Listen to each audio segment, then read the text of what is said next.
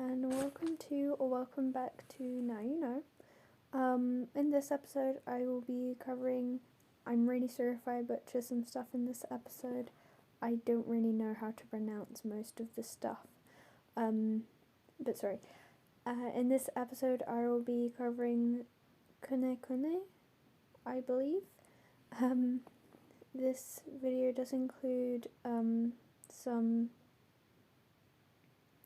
mentions of death and insanity, so if you are uncomfortable with that, this video may not be for you. It also may just be creepy to some people, so watch at your own risk.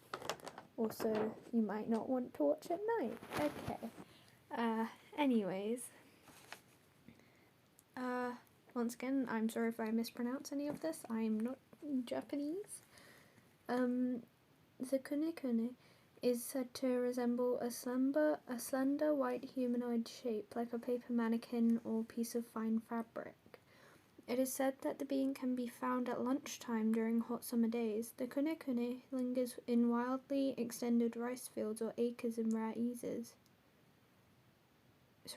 cases. It might be found over the open sea. Its limbs are said to be permanently wiggling, as if there was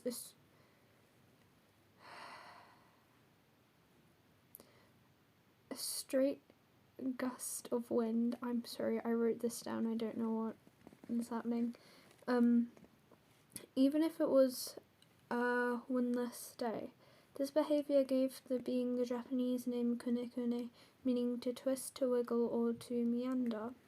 The KuneKune allegedly can only become visible from a distance. Witnesses may see field workers or other closer to a KuneKune who do not seem to be aware of it. In some variations, if an individual tries to look at it up close, they will go insane. In other versions, if someone touches it or simply comes too close, the KuneKune will kill them. Even looking at it from a distance for too long is said to be unwise. If someone does not approach it or make contact with the KuneKune, it is said that the KuneKune will ignore them. Why did I write KuneKune so much? Sorry. Background of KuneKune. KuneKune first appeared in a short horror story posted on Nichan 2 channel. I'm calling it Nichan because that's how most people say it. In 2001. The story was well received on Nichan, inspiring other users to share their own similar, mostly made up stories. KuneKune stories are all written in the first person singular, in an attempt to make them look like eyewitness reports. I'm sorry if I'm stuttering a lot today. One Japanese man tells of an encounter he had as a child with a KuneKune. When I was young, When I was young, my parents brought my older brother and I to visit my grandmother and grandfather. We didn't see them very much because they lived way out in the countryside in Akita? I don't know. As soon as we arrived at our grandparents' house, my brother and I went out to play. The air was much fresher and cleaner than it was in the city. We walked through the rice fields, enjoying the wide open spaces. The sun was high in the sky, and there was no breeze. The heat was stifling, and after a while, I started to get tired. Then my brother stopped suddenly. He was staring at something in the distance. "What are you looking at?" I asked. "That thing over there," he replied. The rice field stretched as far as the eye could see, and the area was completely deserted. I squinted my eyes, but I couldn't make out what it was. Far away, across the fields, there was a white thing, about the size of a person. It was moving and wriggling, as if it were fluttering in the breeze. "Maybe it's a scarecrow," I said. "That's not a scarecrow," my brother replied. "Scarecrows don't move like that." "Maybe it's a sheet then," I said. "No, it's not a sheet," he replied. There are no other houses around here. Besides, there's no wind, but it's still moving and wriggling. What the heck is that thing? I had a strange and uneasy feeling in the pit of my stomach. My brother ran back to the house, and when he returned he was carrying a pair of binoculars. "Oh, can I see?" I asked excitedly. I made a grab for the binoculars, but he pushed me back. "No, me first," he said with a chuckle. "I'm oldest. You can have a look when I'm done." As soon as my brother put the binoculars up to his eyes, I noticed his expression suddenly change. Sorry, there's a plane outside. His face grew pale and he broke it into a sweat. He dropped the binoculars on the floor and I could see fear in his eyes. "What was it?" I asked nervously. My brother slowly replied, "There it is. There it is. There it is." It was not my brother's voice. Without another word, he turned and started walking back to the house. Something didn't feel right. With trembling hands, I picked up the binoculars, but I was too scared to look through them. In the distance, the white object was still twisting and turning. Just then, my grandfather came running over. "What are you doing with those binoculars?" he asked. "Nothing," I replied, "just looking at the white thing there." "What?" he shouted. "You shouldn't look at that." He snatched the binoculars from my grasp. "Did you see it?" he demanded angrily. "Did you look at it through the binoculars?" "No," I said in a meek voice. My grandfather sighed with relief. "Good," he said. "That's good." Without knowing why, I was sent back to the house. When I walked into the kitchen, everyone was crying. My brother was rolling around on the ground, laughing like a crazy person. He was on his back and his body was wriggling and twisting, just like that white thing in the distance. I couldn't understand what was going on. It was horrible to see him like this. I burst into tears. He wasn't my brother anymore. He had completely lost his mind. The next day, my parents decided to take us home. My grandmother and grandfather stood on their porch, waving sadly to us as the car pulled away. I sat in the back seat with my brother, wiping the tears from my eyes. My brother was still laughing like a mental patient. They had to tie him up to stop him moving around. His face was twisted into a wide smile. It looked like he was happy, but then I saw his eyes. I realized he was crying. It sent a chill down my spine. His cheeks were wet with tears, but he just kept laughing and laughing. My father pulled over to the side of the road and got out of the car. He took the binoculars and furiously smashed them on the street. Then, without saying anything, he got back into the car and kept on driving. Moving on to I'm really sorry. Hasshaku-Sama. Hold on. Hasshaku-Sama? I'm really sorry if I'm saying that wrong.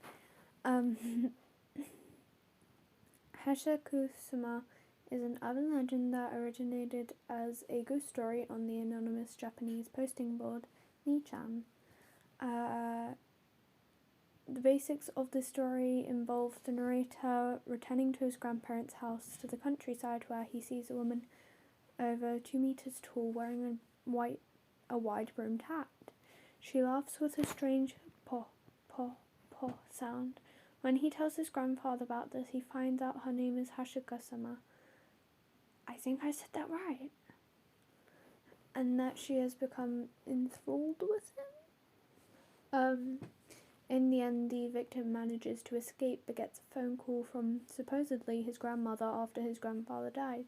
His grandfather asked him to come back because she was lonely, but then he heard the "poh, poh, poh" sound.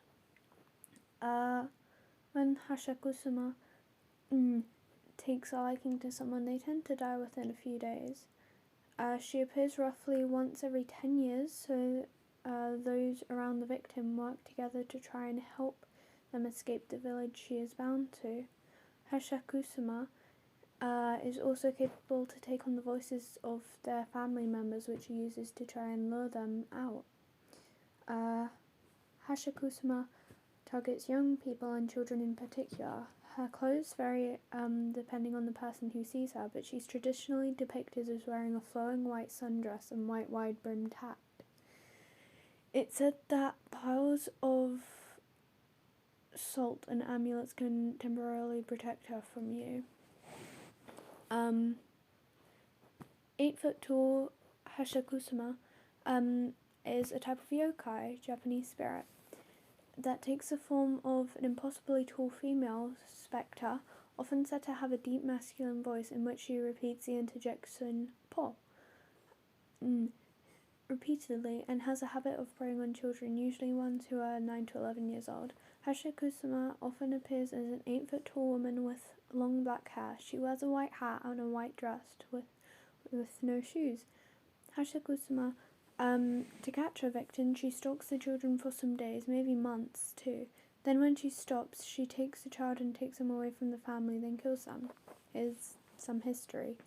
8-foot tall. The 8-foot tall woman can vary from a withered old woman, akin to a beldam, or an attractive woman, yet is always inhuman in terms of height.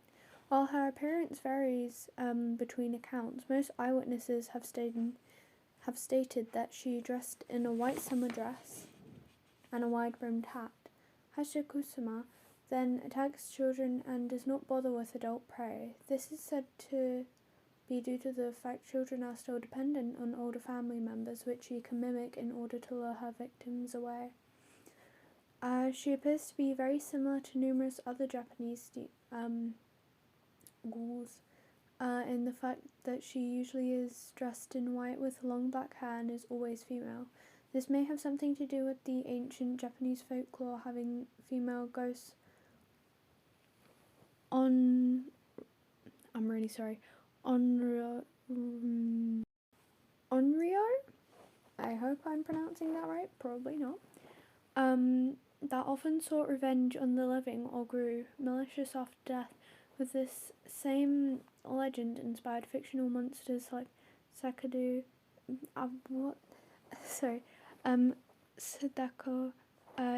Yamamad, Samara Morgan, I'm so sorry, Alcina Dimitrasu, and Kayako Saiki. This legend became more popular in 2008, and this is the extended version of the original tale.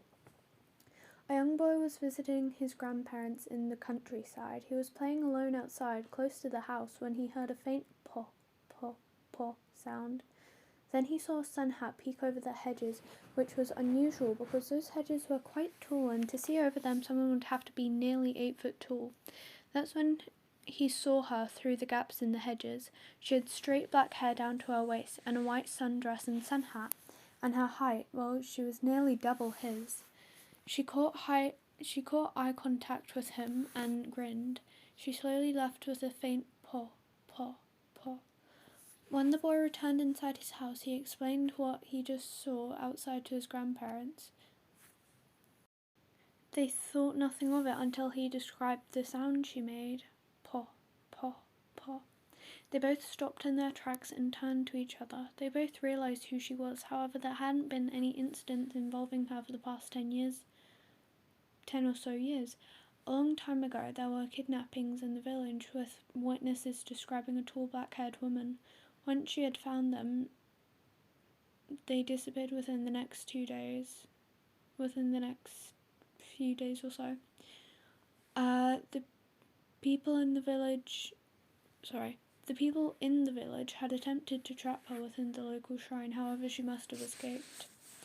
That night, the grandparents placed bowls of salt within each corner of the boy's bedroom. They tried their best to conceal the windows. They gave him a talisman to hold on to.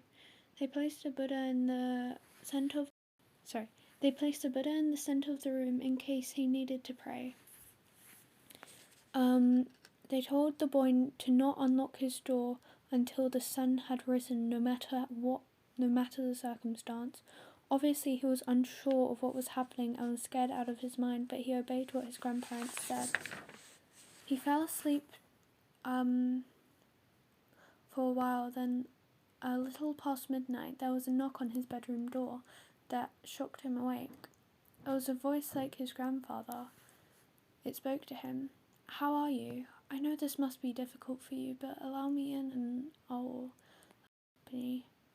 lend you some company." Just as he was about to open the door, the boy heard the strange noise again. Paw, paw, paw. He turned back and realized the bowls of salt had changed to black. He was scared and stayed in the center of the room for the rest of the night, trying his best to block out her calling and knocking. Finally, at 7 a.m., he was permitted to leave the room. His parents arrived at the house along with other family members to collect him. They left in 3 cars, hiding the boy in the boot of one car, covering him with blankets in an attempt to confuse the tall woman. They made him keep another talisman in his hand and to not open his eyes for the whole journey, due to the fact that he was the only one capable of seeing her, even though they could all hear her knocking sound. Paw, paw, paw. Once they had eventually reached the next town over, the boy could open his eyes, and the talisman that he had been holding had also turned black, just like the salt in the bowls.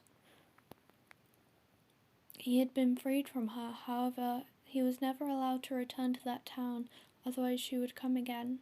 He had to miss his grandfather's funeral, though one day he got a call from his grandmother and he picked up. "Dear, I've been so lonely ever since your grandfather passed away. I would love to have some company.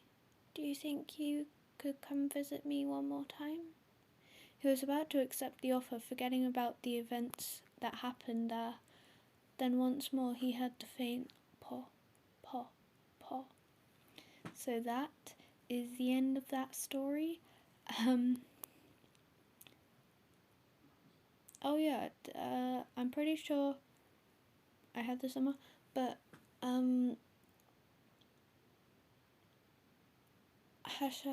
Hasshaku-Sama is actually 7'10", but it doesn't have the same nice sound to it than the 8 foot tall woman, I guess.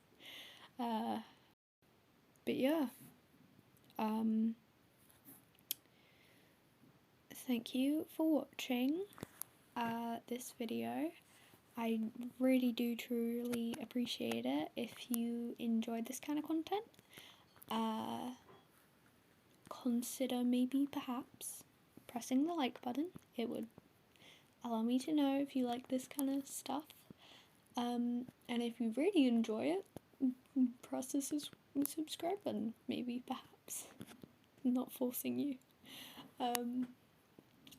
So anyways, if anyone asks you about, I'm so sorry, I can't pronounce her name, Hasshaku-Sama or KuneKune, you can officially say, now you know. Have a fabulous day or night, and stay fabulous. Bye!